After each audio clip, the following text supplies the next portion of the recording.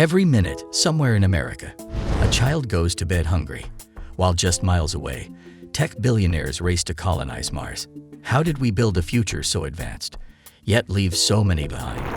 We're living in an age of extremes, of billion-dollar startups and families sleeping in their cars, of record-breaking stock markets and soup kitchen lines that stretch for blocks. The gap between the American dream and American reality has never felt wider. This isn't just about economics. It's about dignity. It's about the cost of surviving in a country that tells you to work hard, while the ground keeps shifting beneath your feet. In this video, we're diving into the heart of a growing crisis, one that reveals uncomfortable truths about wealth, power, and who gets left behind when society moves on. Behind every statistic is a story, and behind every story is a system that was designed to work this way. The idea of the American dream was born in the ashes of the Great Depression, when hope was scarce, but ambition burned bright. It promised that if you worked hard, played by the rules, and kept your head down, you could build a life, a home, a future. For decades, that promise held strong. In the post-World War II boom, factory jobs paid well. A single income could buy a house, raise a family, and leave something behind. But somewhere along the way, the dream began to fracture. It started slowly in the late 1970s, when wages stopped rising with productivity. The cost of living crept up. Globalization shipped stable jobs overseas. Then came the 2008 financial crash, when millions lost homes and savings overnight. And while Wall Street recovered, Main Street didn't. Entire communities were hollowed out. Fast forward to today, over 600,000 Americans are homeless on any given night. More than 11 million households spend at least half their income on rent. And in cities like San Francisco, a median one-bedroom apartment rents for over $3,000 per month.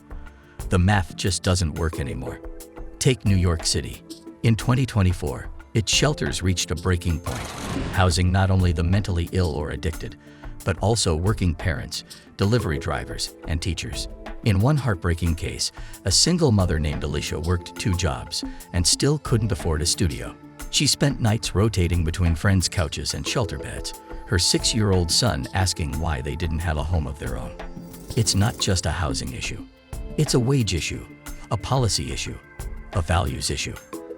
And the scariest part, the system wasn't built to break. It was built exactly like this.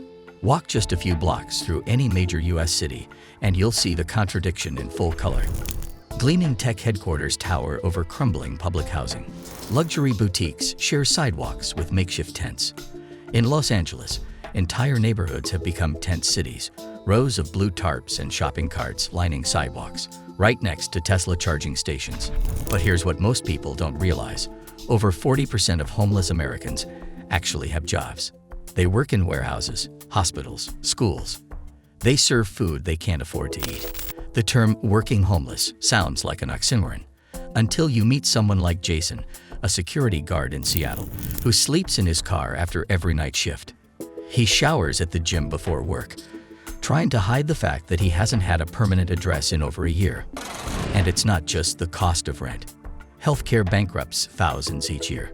Childcare costs more than in-state college tuition in many states. One missed paycheck, one illness, and a family tumbles into crisis.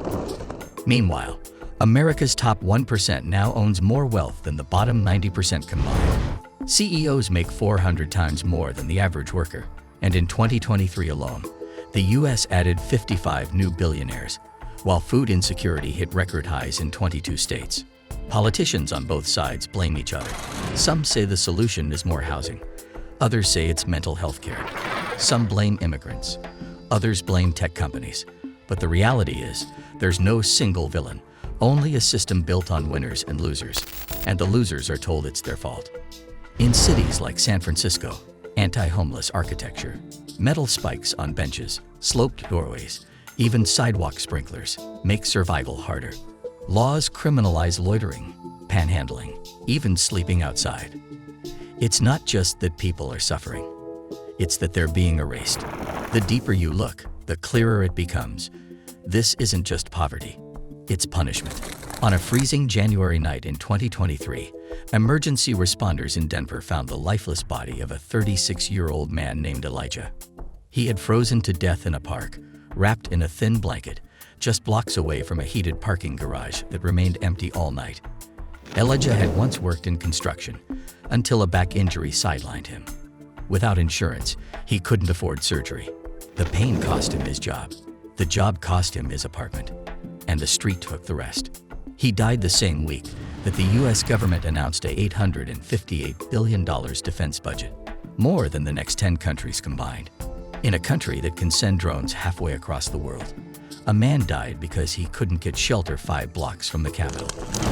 And Elijah is just one of thousands. In 2022, over 1,200 unhoused people died on the streets of Los Angeles alone, more than twice the number of U.S. military deaths that same year. They died from exposure, untreated illnesses, suicide. Most were never named on the news. Most had no funerals. And yet, just across town, luxury condos sit vacant, purchased as investments, not homes. There are more empty houses in America than there are homeless people. Think about that. We don't have a housing shortage. We have a priorities problem. In New York, 13-year-old Mariah wrote in her diary, "I wish I could have a sleepover like the other girls, but I'm too embarrassed. We live in a shelter. I hope nobody finds out." Her greatest fear wasn't hunger or violence. It was shame. This is what happens when human beings are treated as statistics, when poverty is seen as a moral failure instead of a policy failure, when survival is privatized and profit is prioritized. This is not a glitch in the system. This is the system. And for millions of Americans, that system is working exactly as designed. We measure progress in GDP, in stock prices, in space launches, but maybe we've been measuring the wrong things. What does it say about a nation when millions live on the streets while penthouses remain empty? When children fear being seen for the lives they didn't choose? This isn't just an economic failure, it's a moral one. And the real question isn't how we got here. It's how much longer we'll accept this as normal. Because if we keep walking past suffering, eventually, we become numb to it. If this story moved you, don't let it stop here. Like, share, and subscribe to help more people see what's really happening behind the headlines. And tell us in the comments, what do you think is the real root of this crisis, and how do we fix it? Your voice matters. Because silence is part of the problem. Let's start the conversation.